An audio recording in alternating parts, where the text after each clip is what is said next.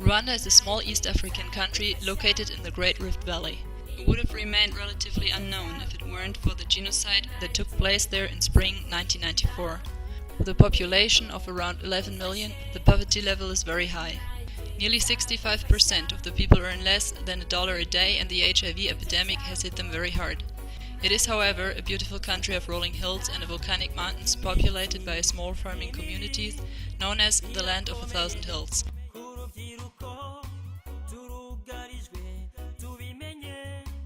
Many NGOs operate in Rwanda, and we had the opportunity to meet with the founder, director of Go Beyond the Cross, Patrick Larison, and spend a day with him and his team in the field.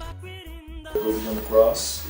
Go Beyond the Cross, an American NGO, and we work here in Gisenyi in the district of Rubavu. Go Beyond the Cross is a Christian NGO formed in North America in 2009 who operates in the Western Province near the Congo border.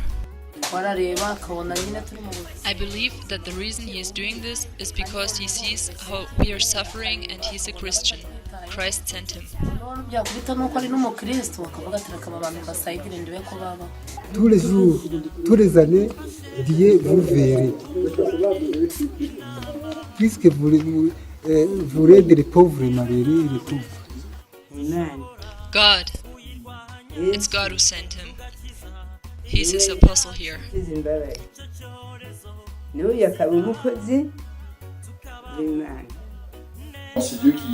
God guided my steps to Rwanda. I knew I had to come to Africa, so I arrived here in January 2011. Janvier de 2011.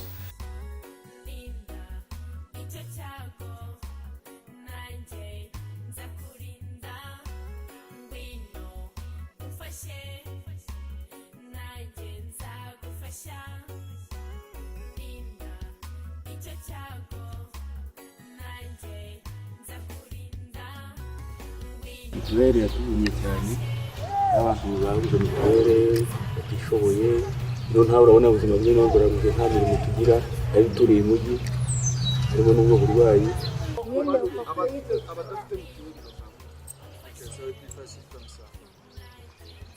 Itegeko ni uko umuntu yishyura umuryango sinzi niba hari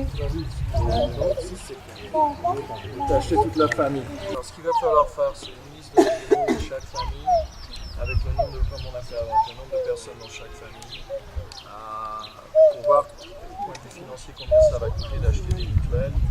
Et à ce moment-là, nous, on va lancer un appel pour avoir de l'argent pour acheter leurs mutuelles. Okay. Ils envisageaient aussi le fabrique du savon. Oui, du savon, oui. Oui. Est-ce qu'ils ont quelqu'un qui peut leur apprendre à faire du savon? Yes. Ok, est-ce que c'est quelqu'un qui va le faire gratuitement ou est-ce que ça va coûter de On l'argent? va payer. Combien? On n'a pas encore déterminé la somme, mais quelqu'un va se payer.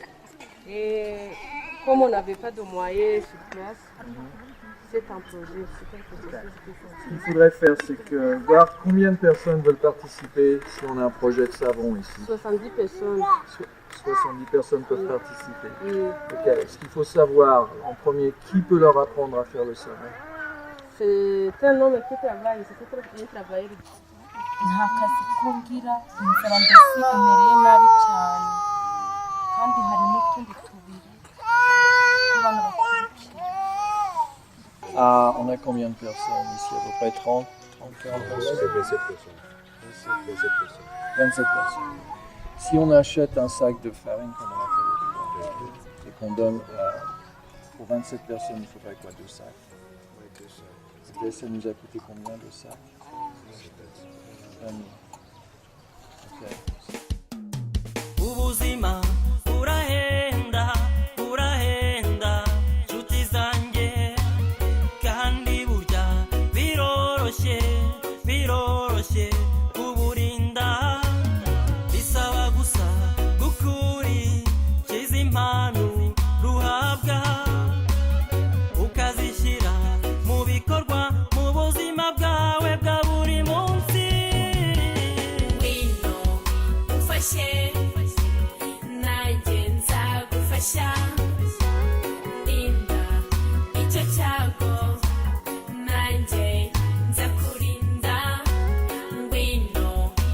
umfashe nanjye nzagufasha ndinda icyo cyago nanjye nzakurinda iminsi ni mibi irakomeye ku rubyiruko turugarijwe tubimenye tubivuge tutagwa mu bishuko bitujyana mu busambanyi nitwe Rwanda rw'ejo tugomba kwirinda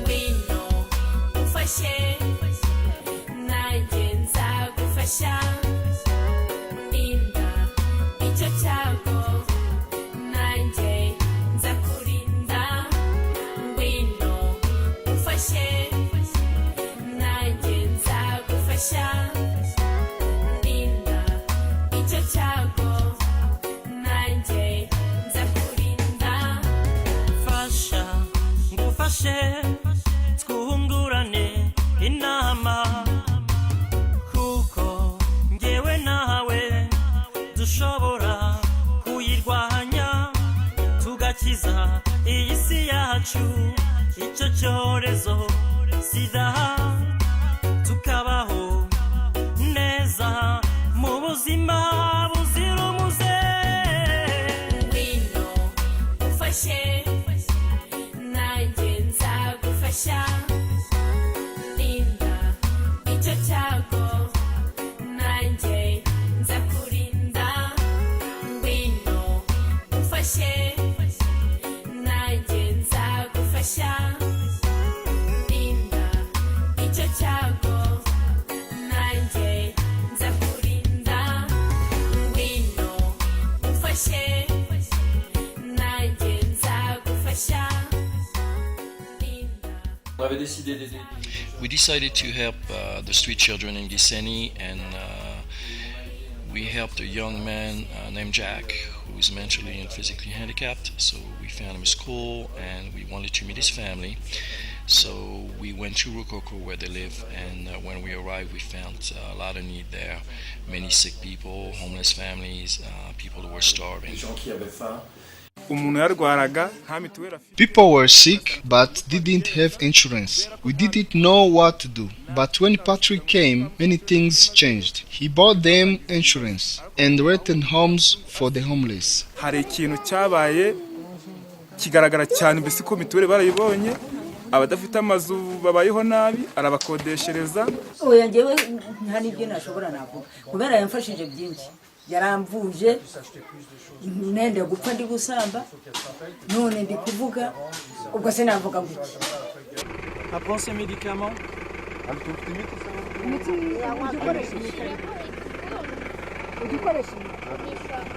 elle a été violée par son She was raped by her uncle who infected her with HIV, and I'm the one who screened her and told her about her infection back in February or March, and we've cared for her ever since.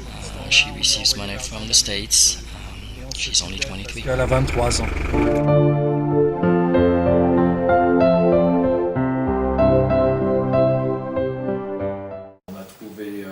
We found little Kevin who suffered from severe malnutrition, so I took him to the clinic to take care of him and then transferred him to the hospital in Gisenyi. Il est là, voilà, c'est Kevin.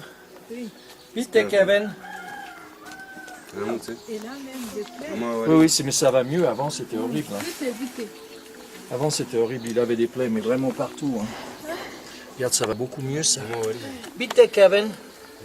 Hein? On lui a acheté des chaussures. Bientôt, il va pouvoir mettre ses chaussures. Ça, c'est Kevin. This is Kevin. We found him near here. He lived in the forest with his family and suffered from malnutrition. If we hadn't found him, he may have had just a couple weeks to live. We cared for him, and now look, he's real strong, Kevin. Very, very strong. Très, très fort. Hein? Oh, yeah. Donc, c'est pas grand-chose. So this is not much, but we rented them a house with 2 bedrooms and a common area. Pour vivre. Non, on lui a acheté des chaussures. Ah, bon. Oui, mais on peut pas pour l'instant, il faut attendre que ça guérisse. Oui. Pour lui mettre ses chaussures, sans ça va lui faire mal. Parce qu'on lui a acheté des chaussures comme les miennes, des baskets. abasanze bafite imibereho mibi. He fed the hungry. Things have changed a lot. cyane mu baturage. Bonjour. Makuru. Mesa cyane.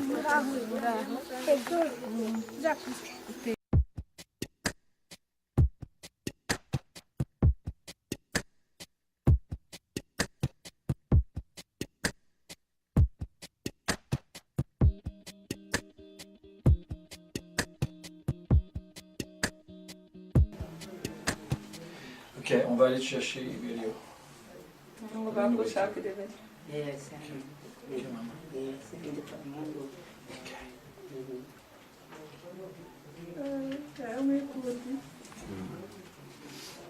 Ok, on va aller au petit magasin. Qui reste ici, c'est pas la peine qu'elle se déplace. On va lui ramener à manger. Et puis on va aller voir la petite femme qui est aveugle.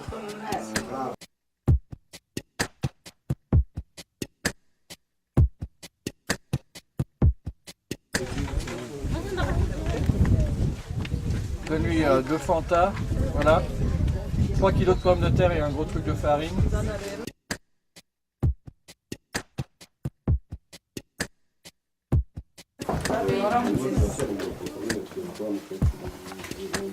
Maramutse mama.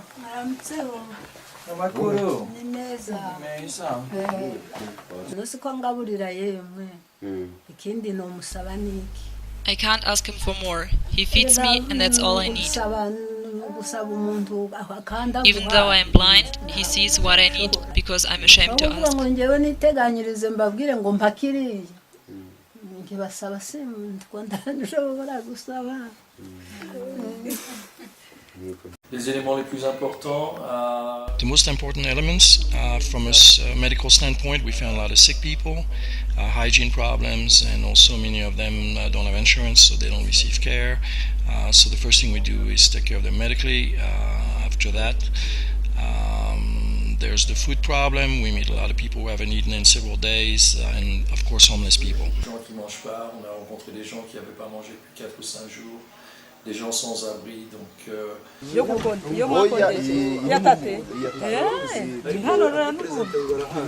Ok. Vas-y, les Sénégalais en premier. Donc ça, c'est une maison qu'on... That's another house we rent to shelter this lady. We found her outside, living without shelter, so we try to help. We have another house that we'll see later, and also a fourth house. We have 6 houses in total. Ok. Puisque mon père m'a donné l'endroit où j'habite, le logement. We always have a financial problem since it takes a lot of money to do what we do, and unfortunately we don't have all the money we wish we could have. The first thing he did was to find the homeless and shelter them. And he keeps taking care of them day after day. He also started small businesses for them and bought them health cards. Since he arrived, people are doing well and making money to live on. He just rented 6 houses and people have a place to live. They're happy. These people are sick in our village. Before, no one cared for them. Et au point de vue de nourriture, on ne veut pas continuellement les nourrir. Ce qu'on essaye de faire, c'est de leur apprendre à se nourrir. We don't want to continually feed them, so what we try to do is teach them to feed themselves. And we have opened 2 small businesses in the village for 2 of the women. We're looking to see if we can buy or rent a field for them as well. Pour les aider à cultiver et à faire des bâches.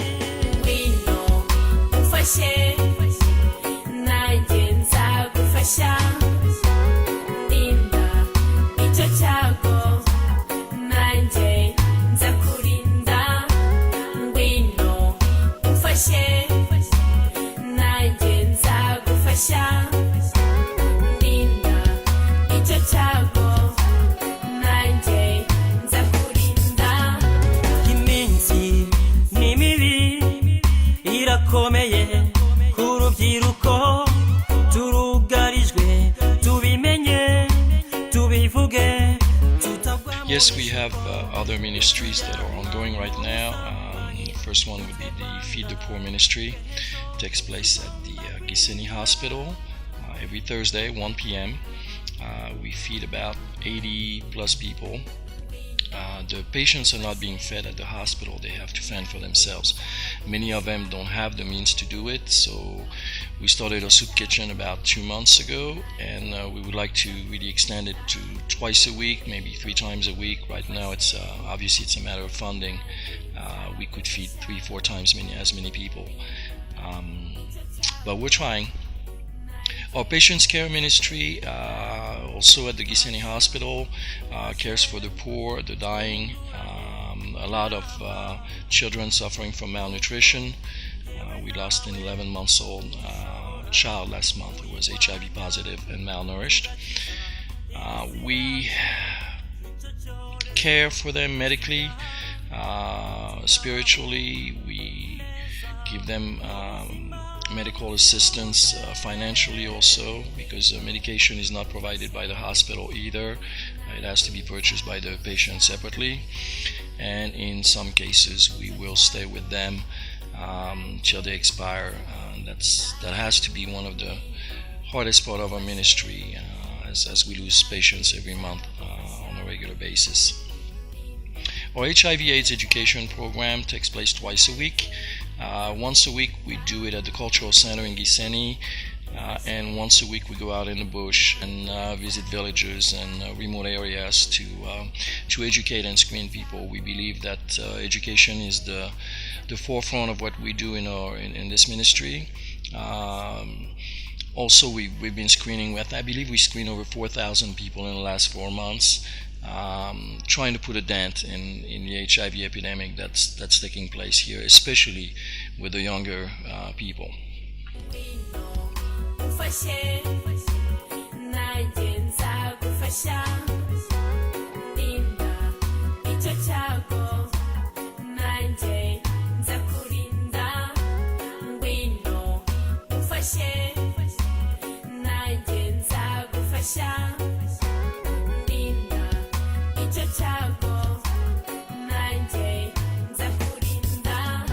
Iminsi ni mibi irakomeye ku rubyiruko, turugarijwe tubimenye tubivuge, tutagwa mu bishuko bitujyana mu busambanyi.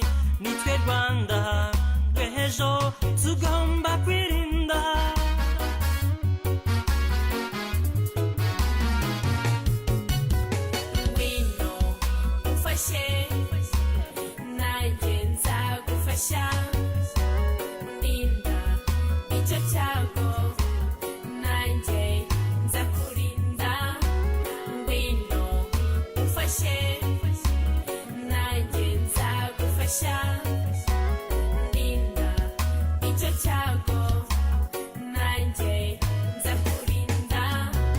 Fasha ngufashe twungurane inama, kuko ngewe nawe dushobora kuyirwanya, tugakiza iyi si yacu icyo cyorezo sida.